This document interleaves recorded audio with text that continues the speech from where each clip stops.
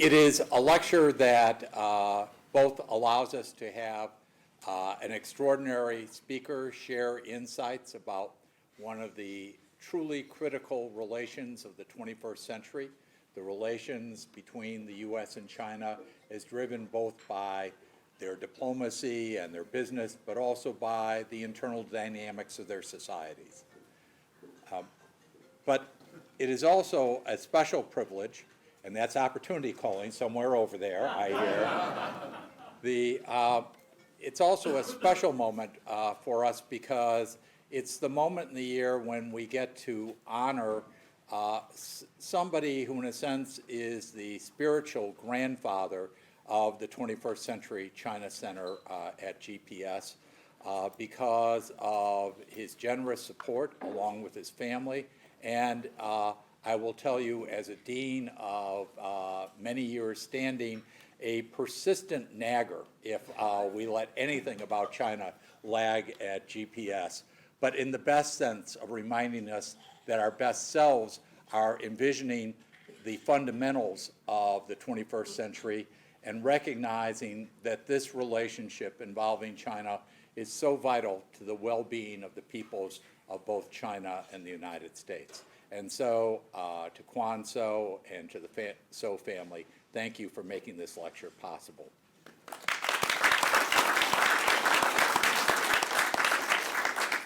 And with that said, I am going to turn the podium over to Professor Susan Shirk, who is the chair, of course, of the 21st Century China program. And if you would, it's Living Heart and Soul. Thank you very much, Susan, for your leadership.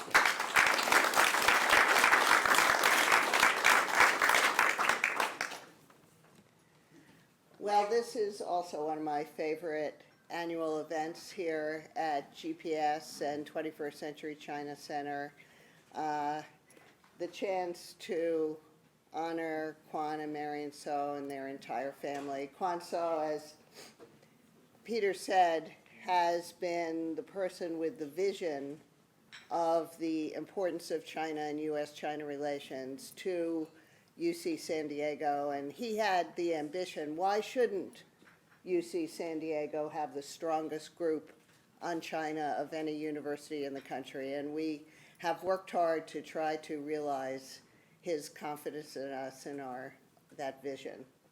Now, and it's a special honor and opportunity to welcome as this year's Kwan Lok speaker, Weijian Shan, who is really a kind of Renaissance man who, born in China, right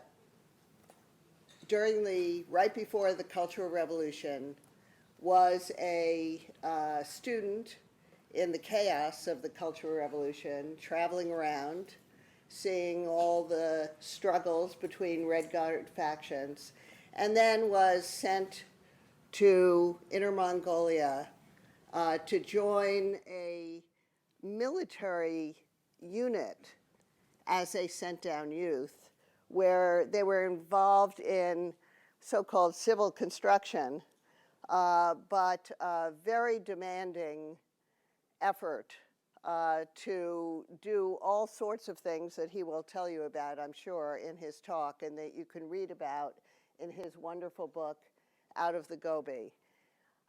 He then had the opportunity to come and travel to be a student in the United States, to get undergraduate and graduate degrees, and ultimately ended up as a financier in private equity. He now is the chairman and CEO of PAG, based in Hong Kong, after having been at JP Morgan and then at TPG, and was head of TPG Asia.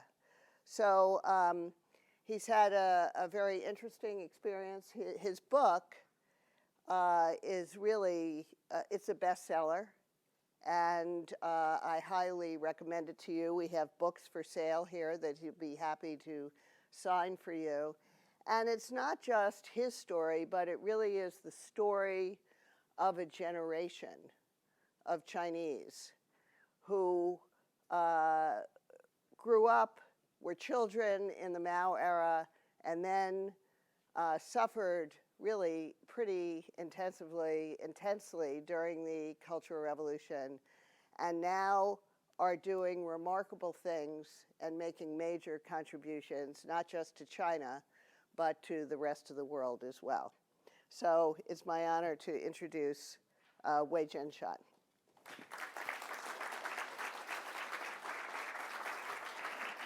Thank you very much, Susan. Thank you very much, Susan. Thank you, everyone. I'm going to sit here, you speak, and then we'll have a conversation. Maybe you can sit there, and then after I speak, and then you can come. Thank you. It's just easier for you to watch it from there.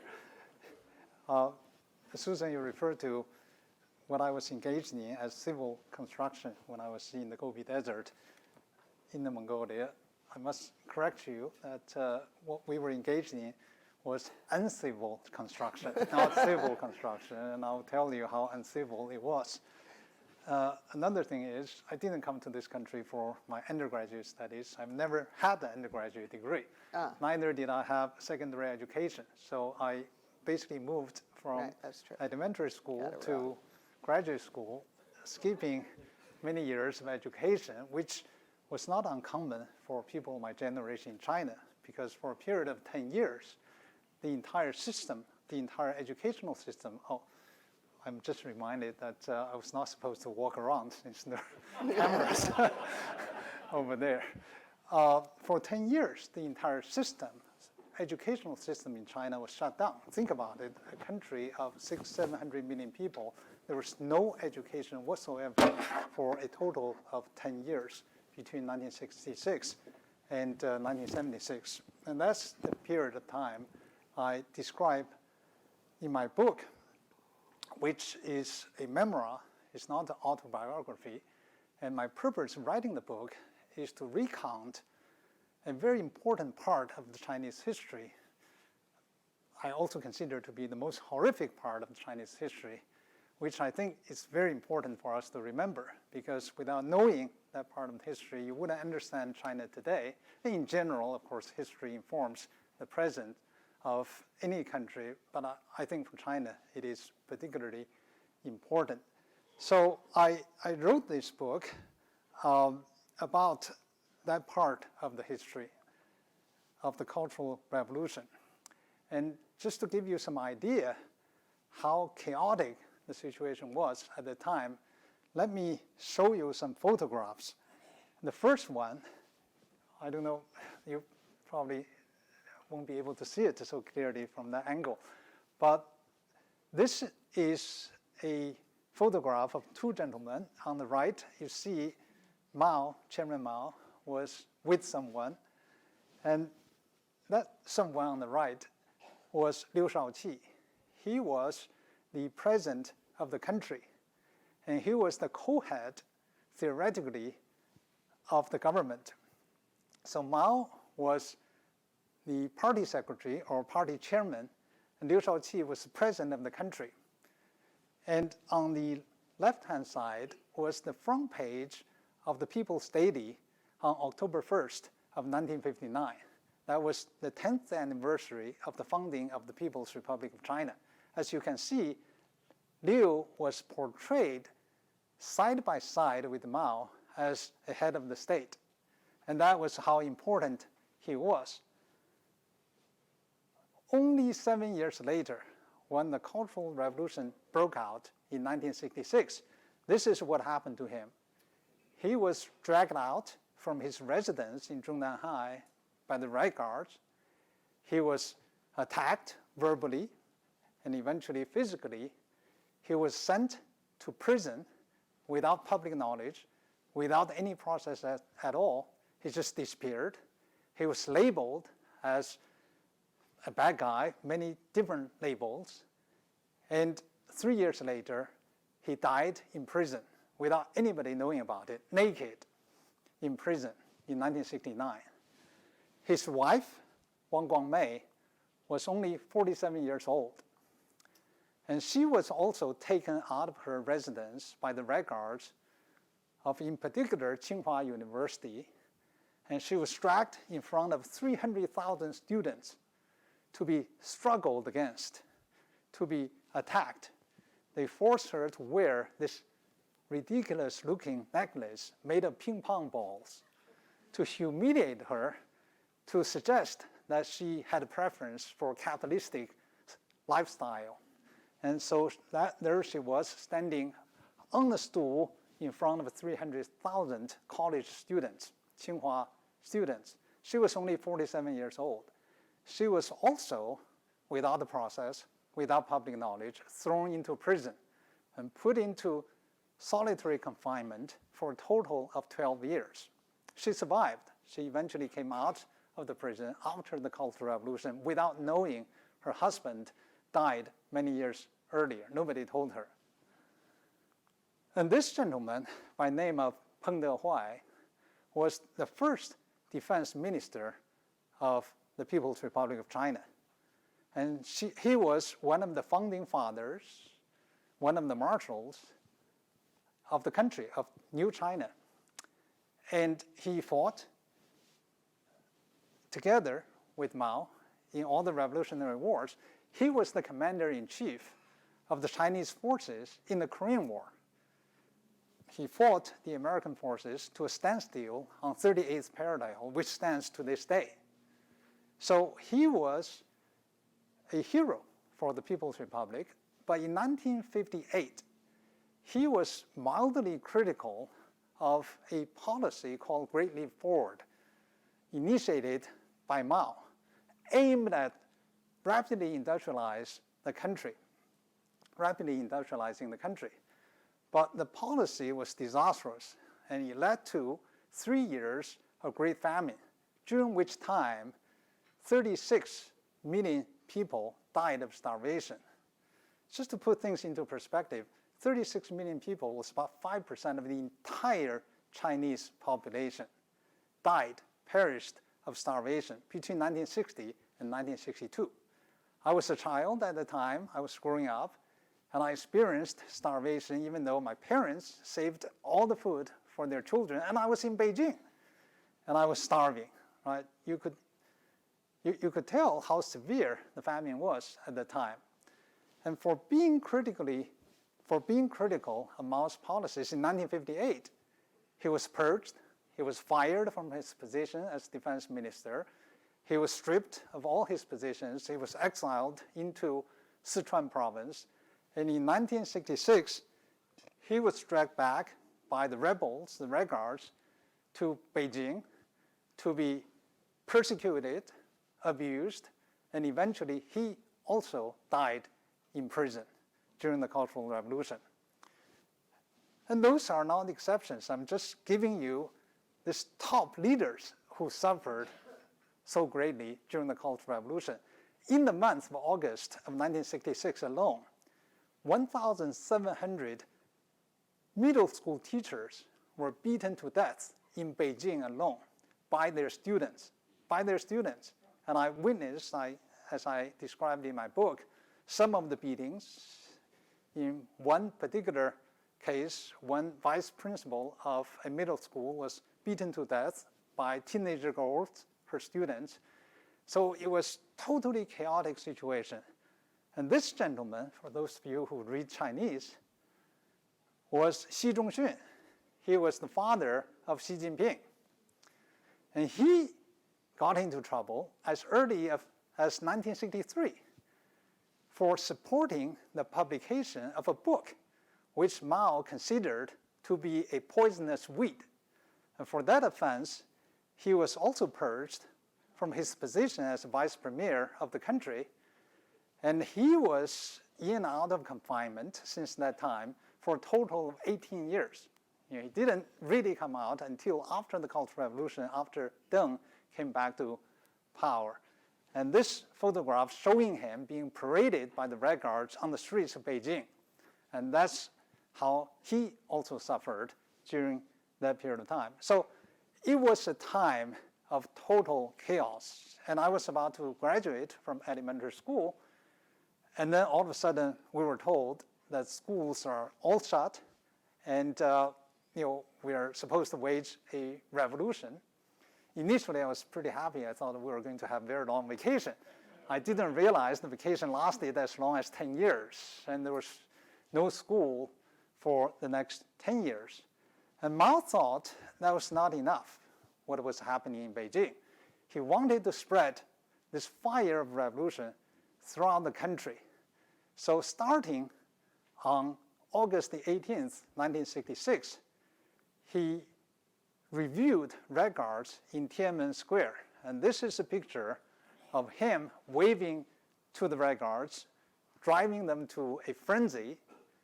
And he reviewed Red Guards, millions of them each time, 8 times since August the 18th, 1966, during that particular year.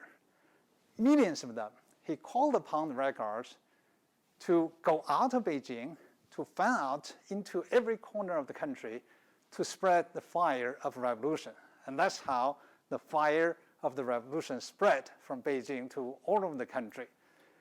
Everybody in the position of authority, whether government officials or scholars in academic circles, and professors, and cultural figures, were brought down, or abused, or persecuted, and many of them were killed. And some of them simply killed themselves because they couldn't take it anymore. And pretty soon, things got totally out of hands because Red Guards started to fight with each other. Red Guards wanted to show, I suppose, to each other and to the world that they were more revolutionary than other factions. And very quickly, their frictions escalated into physical violence. So the entire country got into violent clashes between factions of the Red Guards. Mao famously said that the Cultural Revolution was a full-scale civil war, during which guns, cannons, even tanks were used by Red Guards to kill each other. Hundreds of thousands of people were killed during that period of time. These are Red Guards, and I witnessed many of the fightings myself. I was only 12 years old, but I was able to travel around the country during this time when Mao sent out all the Red Guards to the rest of the country. I followed a group of middle school students to visit different parts of the country, and we have seen horrific things. So I was able to find one picture on the right from the web to show one of the fightings, and this was a model one using only sticks.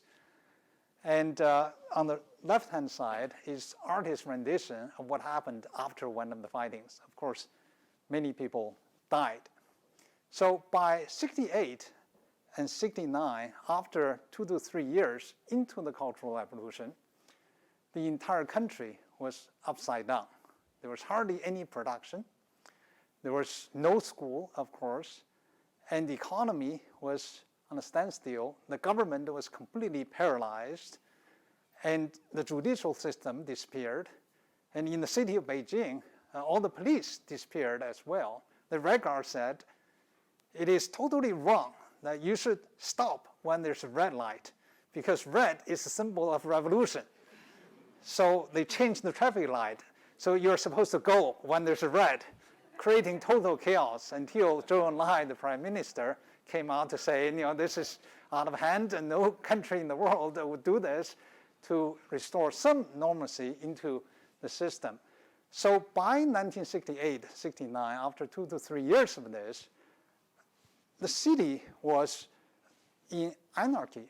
And there were millions of young people like myself, teenagers, who didn't have schools to go to, didn't have jobs to do, roaming around the city, looking for trouble, getting into trouble, fighting with each other. It was chaotic. So even Mao thought things were out of control. He had initially thought that the Cultural Revolution would take only 3 years, but after 3 years, it was getting worse. So he came up with, I think, quite brilliant idea to solve the problem. He decided to send all these people to the countryside, to the most remote, the most barren, the poorest parts of China, to reform their world outlook, to help transform the backward countryside. And that's what he did. In 1969, he decided to send all the young people of my age to the remote areas of China, the border areas of China. In 1969, altogether, 17 million young people were sent from urban centers like Beijing and Shanghai to the border areas like Inner Mongolia, Xinjiang, Yunnan, and so forth. 17 million people represented about 10% of the Chinese urban population at that time, 10% of the entire urban population at that time. In the past 10 years, China has witnessed the most massive urbanization process in human history. As we know, hundreds of millions of people have become urban dwellers from being peasants before. But 50 years ago, China experienced the most massive de-urbanization process in human history. 10% of the population was sent down. I was sent to the Gobi Desert of China in Inner Mongolia. If you look at the map of China, you see the shape looks like a rooster. And Beijing is at the throat of the rooster right there. And the yellow part is the Gobi Desert. And you see this red dotted line? That's the Great Wall. So in ancient times, the wall was built to prevent barbarians in the Gobi Desert to come into the mainland China.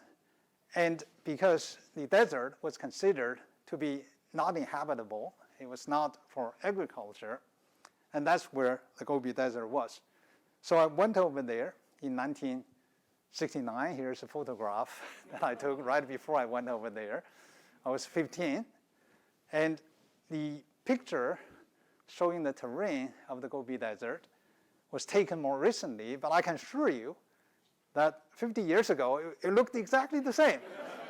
And in fact, we worked years and years on this piece of land under the blazing sun in the summertime and in deep cold in wintertime, day in and day out, 12 hours, 14 hours, 16 hours, sometimes even 18 hours a day, back-breaking job trying to transform this land into fertile farmland. And you can see how successful we were doing this job. And here's another picture of myself chasing after a bull, and it gives you some idea of the terrain in the Gobi Desert.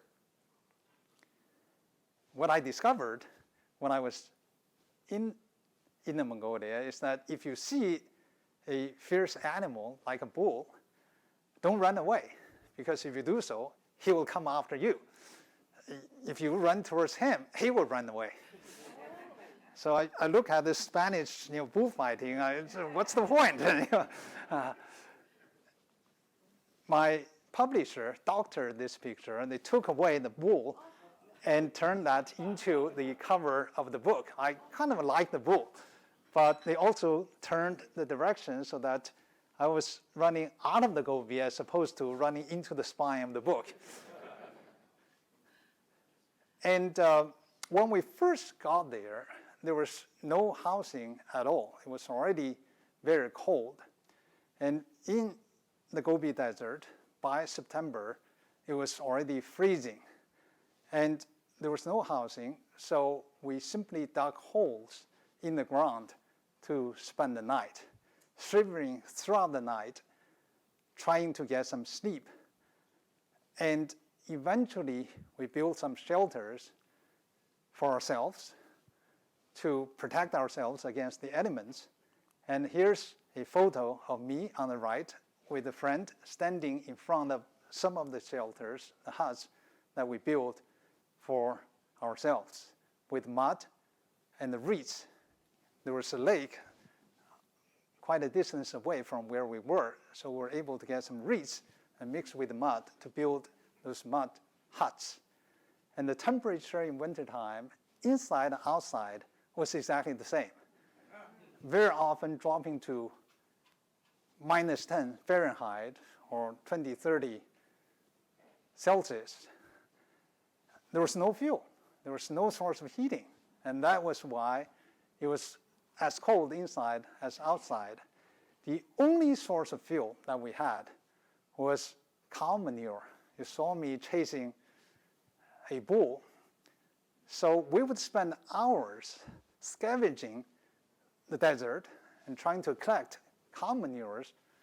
And when dried, you can burn them for 8 or 10 minutes, and they give out. They can last 8 or 10 minutes, give out some heat to enable us to remove our clothes before get enter the cover at night, because it was so cold that without some heating, you couldn't even remove your clothes. And that's what we had to do, building a little bonfire with cow manure, if we could find them, in order to help us to get into bed. And that was the only source of fuel.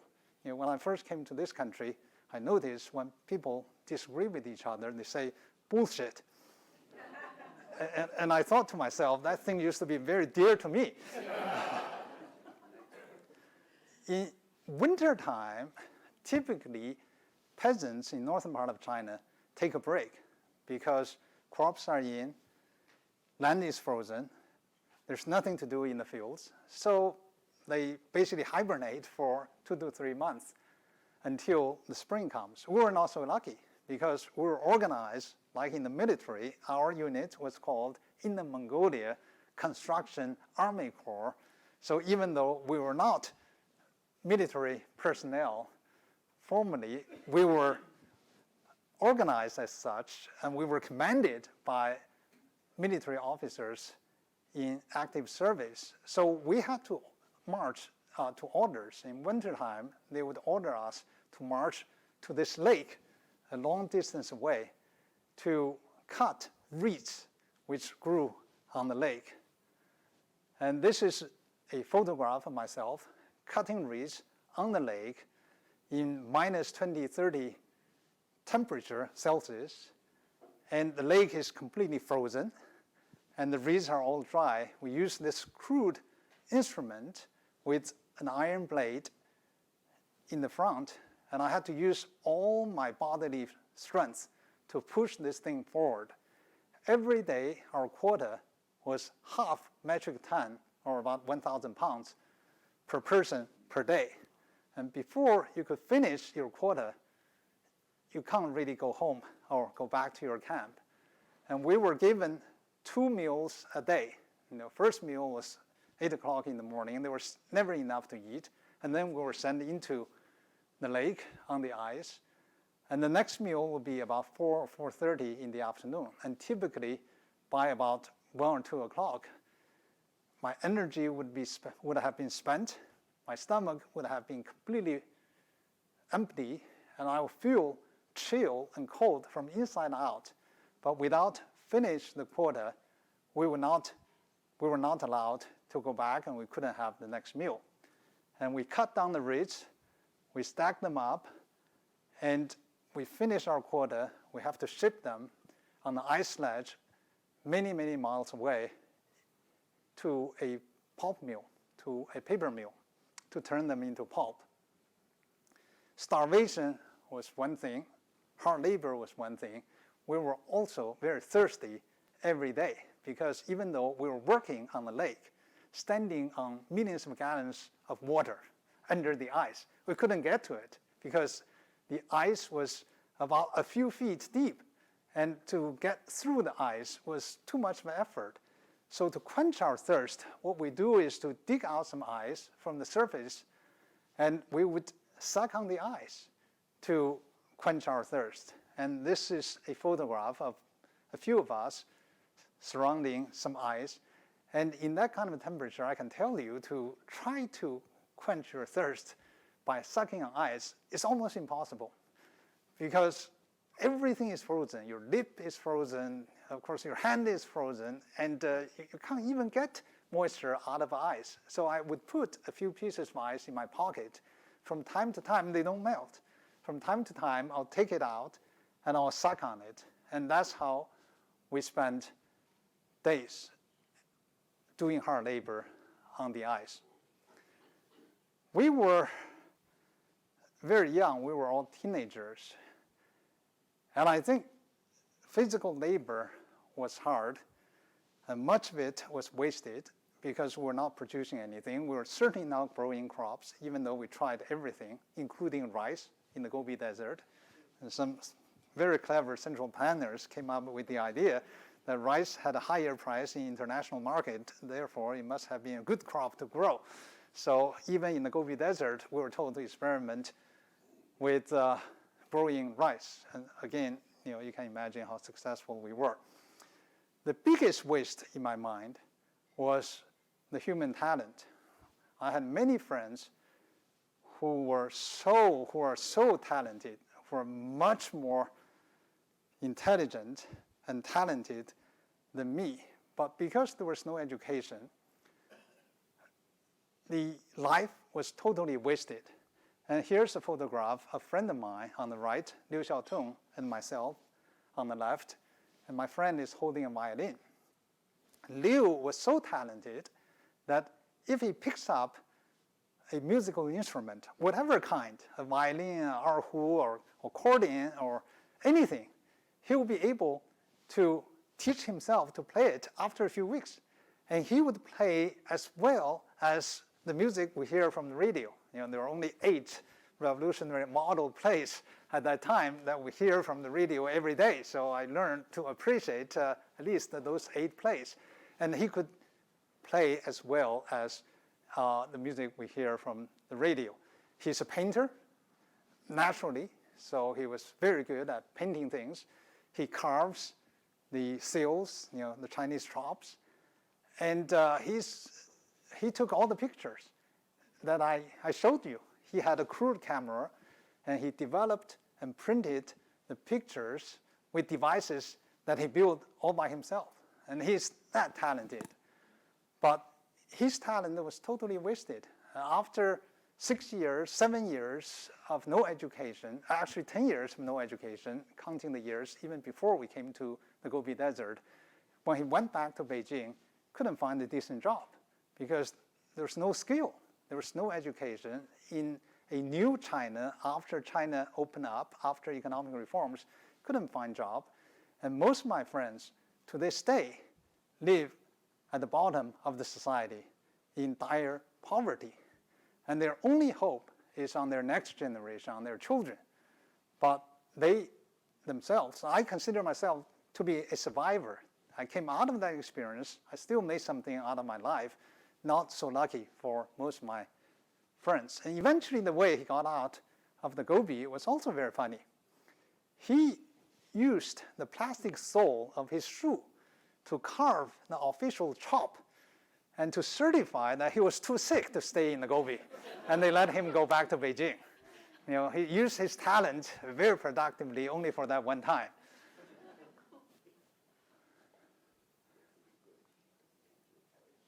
And here's a picture of another gentleman who worked with us.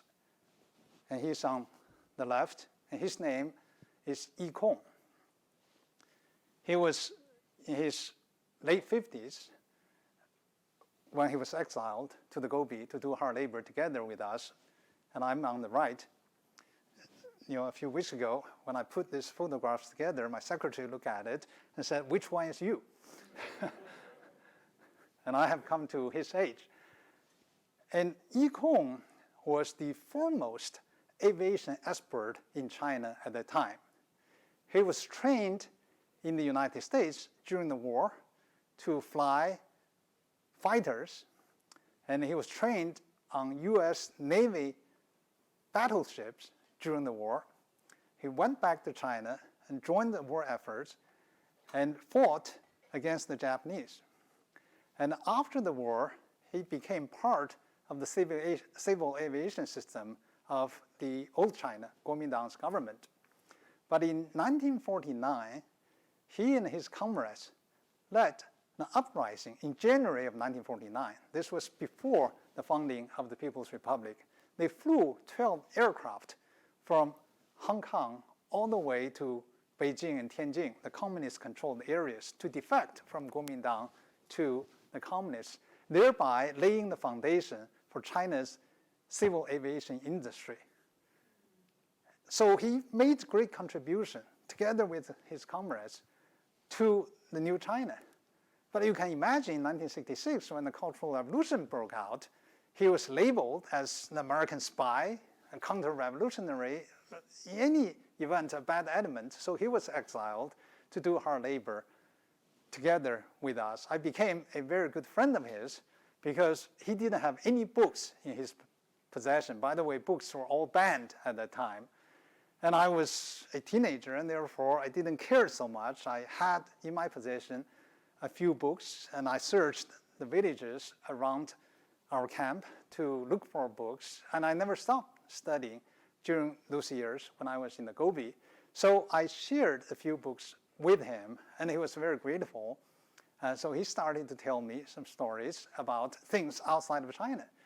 I still remember how shocked I was when he told me that America in the 1940s was richer than China in 1970s. Before that, I didn't know that. I thought that China was, one of the powerful socialist countries. I was very sympathetic for all the oppressed people in capitalist societies. And after he told me that, I lost all my sympathy to this day. So he spent time with us, and his job eventually was to raise pigs. So he became a pig herder. And we didn't have enough food for pigs. There was not enough feed, so he had to herd pigs. Have you heard of it? Only in the Gobi you would herd pigs because there was no food for them to eat. And eventually we had to slaughter the pigs that he was trying to raise because there was no feed at all. And he eventually retired to his hometown when he reached his retirement age. But he was a talent. He was the foremost civil aviation expert in China at the time. And he was totally wasted. And he was raising pigs as an aviation expert. And that's very reflective and characteristic of what was happening in the Cultural Revolution. So many talented people were wasted. Not to speak our generation, we never really received education during that period of time, but those highly educated people were wasted during that period of time. Everything came to a stop in 1976 when Mao died. And Deng Xiaoping came back to power. I think Deng Xiaoping and his comrades reflected upon the experiences of the previous 30 years, especially the disastrous Cultural Revolution, which brought so much damage to the country. And they decided that China had to move in a different direction. And they embarked upon what now is known as economic reforms, which is moving away from centrally planned system in the direction of the market economy and open door policy. So in 1979, China and the United States formally established diplomatic relationship under Jimmy Carter. And China opened its door and allowed students to come to America to study. And I was one of the first few to come to America to study at that time. And I went to San Francisco, and here's a photograph of myself with the then mayor of San Francisco, Dianne Feinstein. And I have known her ever since then. When I first came, people saw so few visitors from Red China. They thought, wow, this is a very normal thing. So I felt like a pendant. Everybody came to me to visit with me. There were parties, and so I got to know the mayor at that time. And a few years later, I got enrolled in the PhD program. And my academic, at UC Berkeley, my academic advisor was Janet Yellen, who was very kind to have written a foreword for the book, which you should read.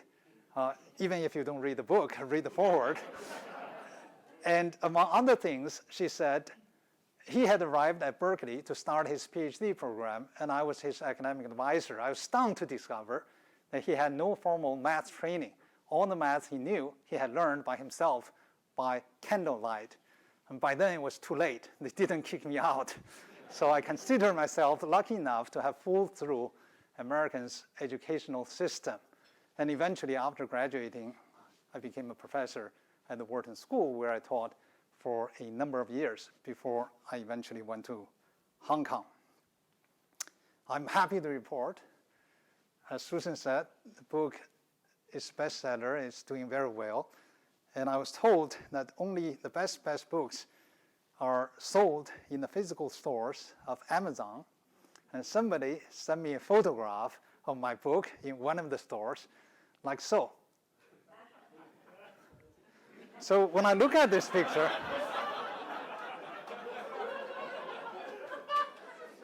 I'm just not quite sure the company I keep. But I must say somebody must have had a tougher life than I did. That basically is my story, ladies and gentlemen. Thank you very much.